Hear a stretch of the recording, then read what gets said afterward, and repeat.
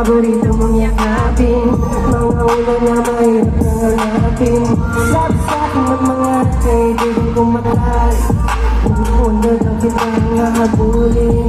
Napangiti ako tumingin sa salita, kaya ko parang pakawalan ka. Mas malawak na yung kaya handa na lahat ng mga gamit mo. Huwag mong kalimutan yung mga sigay ko. Kahit ilim natin balak na ngayon sisikap. Kung saan ka masaya, kung ka na magkakalaya ka na, may pagmamalaki kita.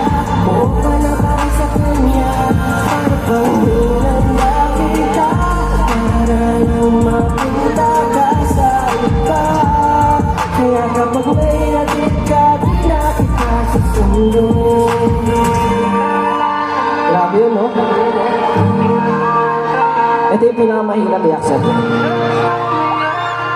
Yung pangalawang bitaw, sabi nila. Pinapanaya kita, itay ko lang na lang ang pansinin ka pag-uwi. Sinusumitan ka pa gusto ko ng bihila. Iniiwas ang mga labahay.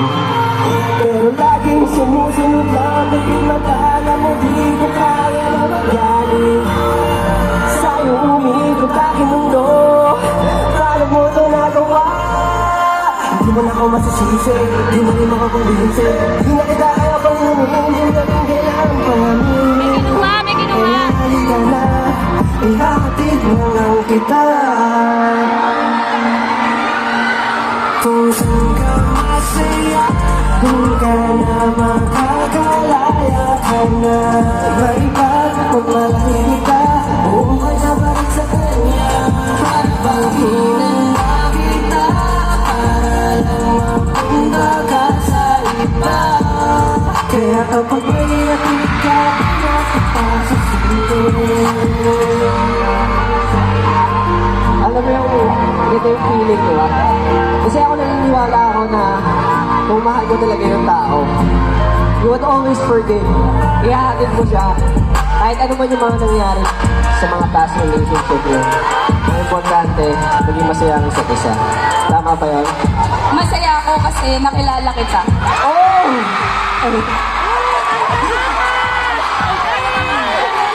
Who the heart is out? Yeah.